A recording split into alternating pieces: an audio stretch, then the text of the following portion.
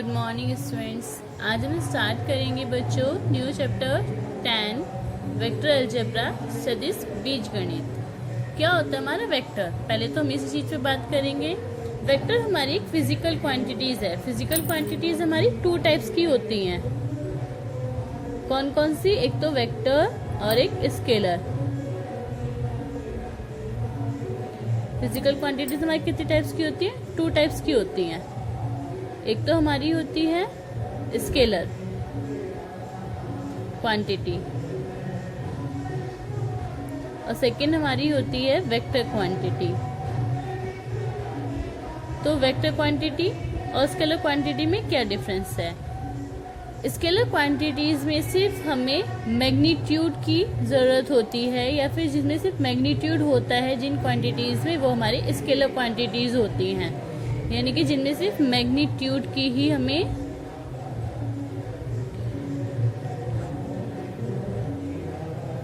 की जरूरत होती है, या जिस भी क्वांटिटी को बताने की सिर्फ मैग्नीट्यूड ही काफी होता है, वो क्वांटिटी हमारी स्केलर क्वांटिटी होती है।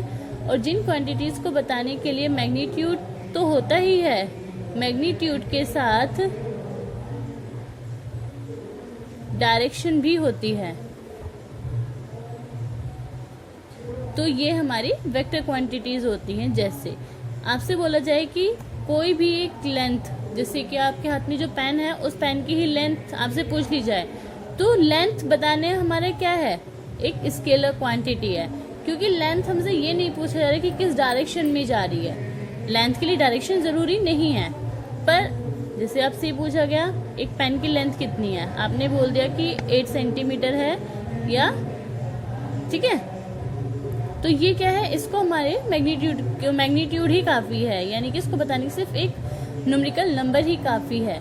तो ये हमारी क्वांटिटी कौन सी? स्केलर क्वांटिटी है, वेक्टर क्वांटिटी। जैसे कि कहीं पर एक ब्लॉक रखा है या ठीक है, इस ब्लॉक को एक थोड़ा सा फोर्स लगाकर उसकी जगह से रिप्लेस कर दिया जाता है। ठीक है, दैट मीन अगर आपको फोर्स इधर से लगा रहे हैं तो कुछ टाइम बाद आपका जो ये ब्लॉक है कुछ यहाँ पर आ जाएगा, है ना? तो क्या होगा? यहाँ पर आपने फोर्स लगाया है। अब फोर्स किस डायरेक्शन में लगाया है? यहाँ पे डायरेक्शन पूछ रहा है ना, कि आपने डिस्प्लेसमेंट कितना करा है। मान लिया कि 4 सेंटीमीटर करा है, कि आपने उस पर फोर्स लगाकर उसको 4 सेंटीमीटर की दूरी पर पहुंचा दिया। तो अब हमारा क्या है? ये ब्लॉक एक जगह से दूसरी जगह तो चला गया, तो मैग्नीट्यूड तो है हमारा, पर मैग्नीट्यूड के अलावा हमसे ये भी बोला जाएगा कि आप फोर्स लगा रहे हैं, फोर्स किस डायरेक्शन में लगा रहे हैं। तो ये हमारी कौन सी क्वांटिटी हो जाएगी? वेक्टर क्वांटिटी हो जाएगी। कि आप इधर लगा रहे हैं, या फिर ये जो ब्लॉक है आप इस ब्लॉक पर फोर्स इधर से लगा रहे हैं, ऊपर लगा रहे हैं, नीचे लगा रहे हैं। ऊपर लगाएंगे थोड़ा सा लिफ्ट हो जाएगा, और नीचे की तरफ लगाएंगे थोड़ा सा कंप्रेस हो जाएगा। तो जब हम फोर्स लगा रहे हैं तो हमें डायरेक्शन की भी जरूरत है, पर जब हमने एक पेन की लेंथ बताई तो हमें सिर्फ मैग्नीट्यूड की ही जरूरत थी। तो जहाँ पर सिर्फ मैग्नीट्यूड हमें चाहिए, वहाँ हमारी क्वांटिटी कौन सी होगी? स्केलर क्वांटिटी होगी, अदिश राशि होगी। और जहाँ पर हमें मैग्नीट्यूड के साथ साथ हमें डायरेक्शन की भी जरूरत पड़ती है किसी भी चीज को बताने के लिए, वो हमारी क्वांटिटी वेक्टर क्वांटिटी होती है। ठीक है, ये तो हो गया हमारा वेक्टर किसे कहते हैं। ये हमारी फिजिकल क्वांटिटी है। ठीक है, अब सेकेंड चीज है कि हम इसको कैसे रिप्रेजेंट करते हैं। तो देखो बच्चों, हमारी डेफिनेशन क्या है? A quantity that has magnitude as well as direction is called a vector. जिन राशियों को व्यक्त करने के लिए परिमाण, मैग्नीट्यूड को हिंदी में परिमाण कहते हैं, तथा दिशा दोनों की आवश्यकता होती है, सदिश राशियां कहलाती हैं। ठीक है, सेकेंड चीज इसमें अब आती है आपकी रिप्रेजेंटेशन, कि आप अपनी वेक्टर क्वांटिटी को कैसे रिप्रेजेंट करेंगे। तो देखो बच्चों, वेक्टर को रिप्रेजेंट करने के लिए आपने एक लाइन ड्रॉ करी। ठीक है, इस लाइन पर एक एरो लगाया, ये पॉइंट O है, ये पॉइंट A है। ठीक है, तो OA से हम अपनी वेक्टर रेखा, अपना लाइन सेगमेंट को डिनोट करते हैं और इसके ऊपर एक एरो बनाते हैं। तो ये हमारी वेक्टर क्वांटिटी को डिनोट करती है। ठीक है, जिस डायरेक्शन में होगा उसी डायरेक्शन में अपना OA, अगर O से A की ये वाला डायरेक्शन जिस साइड होगा वो हमारा वेक्टर उसी साइड चलेगा। जहां पर O है, O is a initial point यानी कि प्रारंभिक बिंदु।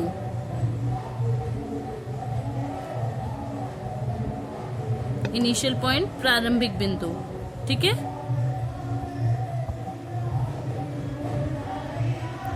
A क्या है आपका यहाँ पर? Terminal point.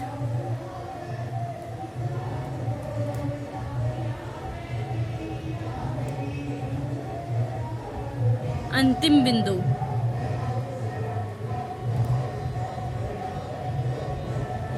ठीक है, या तो OA से, और अगर इसका कोई मैग्नीट्यूड दे दिया जाए उसको हम A से डिनोट करते हैं। ठीक है, ये तो हो गया। अगर हमें इसकी डायरेक्शन उल्टी लेनी है तो हम इस, जैसे अगर आपके पास OA है और एरो इस डायरेक्शन में ही है तो आप इसको -OA से चेंज कर देंगे। ठीक है, जब डायरेक्शन, क्योंकि माइनस साइन सिर्फ डायरेक्शन को डिनोट करेगा। सेकंड चीज, मॉडुलस ऑफ वेक्टर, क्योंकि A जो है या OA है ये आपका मैग्नीट्यूड है ना, यहाँ से यहाँ तक के बीच की डिस्टेंस कितनी है, एक तरीके से आप ये देखेंगे तो OA है या फिर A से आप इसको डिनोट कर रहे हैं, तो ये हमारी कभी भी नेगेटिव नहीं होगी क्योंकि एक तरीके की हमारी लेंथ ही है। तो हम इसको मॉडुलस ऑफ A और मॉडुलस ऑफ OA से भी डिनोट करते हैं। ठीक है ना। अब है आपका टाइप ऑफ वेक्टर्स। हमारे वेक्टर कितने टाइप के होते हैं?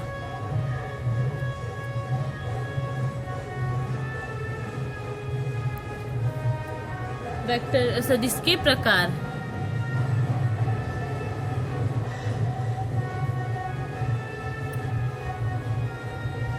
तो फर्स्ट आपका होता है जीरो वेक्टर।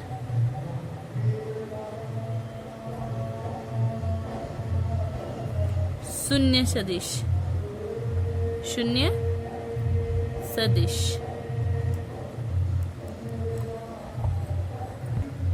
तो आपका शून्य सदिश क्या होता है बच्चों? जब आपका किसी भी वेक्टर का जो टर्मिनल पॉइंट और इनिशियल पॉइंट है वो एक ही होता है, तो हमारा ये पॉइंट वेक्टर कौन सा होता है?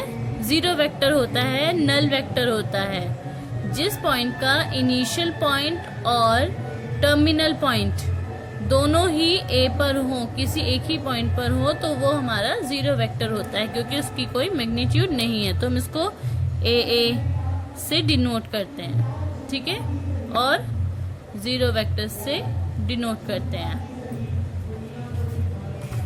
सेकेंड है आपका, नेक्स्ट है एकांक सदिश। एकांक सदिश यूनिट वेक्टर। इकाई मापांक वाला सदिश एकांक सदिश कहलाता है, यानी कि जिस सदिश वेक्टर की यूनिट।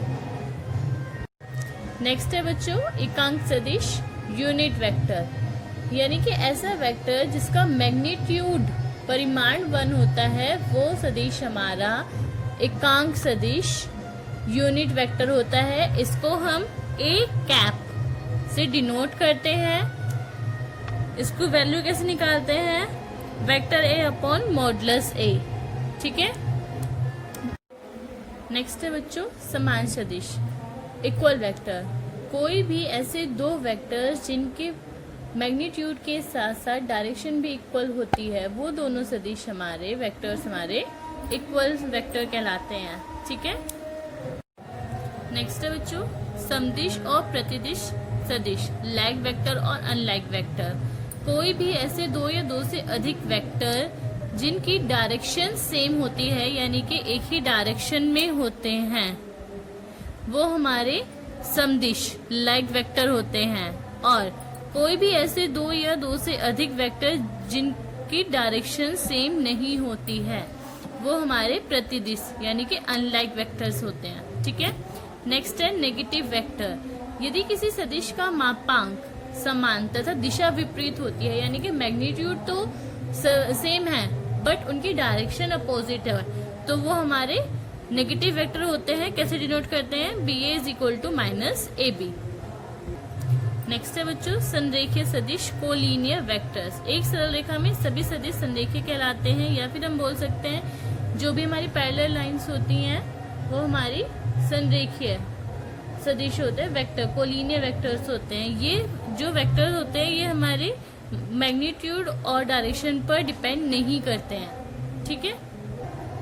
नेक्स्ट है बच्चों आपका पोजीशन वेक्टर स्थिति सदिश। स्थिति सदिश क्या होता है आपका, जब किसी पॉइंट O से किसी अनदर पॉइंट P की स्थिति के बारे में बात की जाती है। O तो हमारा एक स्थिर बिंदु है और P हमारा कोई वेरिएबल पॉइंट है। तो जब O से स्थिर बिंदु से की बात किसी वेरिएबल पॉइंट P की स्थिति के बारे में की जाती है कि वह कहाँ पर है, तो OP उसका स्थिति सदिश होता है। इसको OP से डिनोट करते हैं, जहां पर O आपका इनिशियल पॉइंट है और OP क्या है, इस OP का स्थिति सदिश है, पोजीशन वेक्टर है, ठीक है ना। नेक्स्ट है बच्चों आपका पोजीशन वेक्टर। पोजीशन वेक्टर क्या होता है, जब किसी पॉइंट O यानी कि स्थित बिंदु से किसी अनदर पॉइंट P की स्थिति के बारे में, पोजीशन के बारे में बात की जाती है तो उसे स्थिति सदिश कहते हैं, पोजीशन वेक्टर कहते हैं। जैसे O यहाँ पर स्थिर बिंदु है और P कहीं पर एक पॉइंट है, तो OP क्या है, इसकी एक स्थिति सदिश बताता है।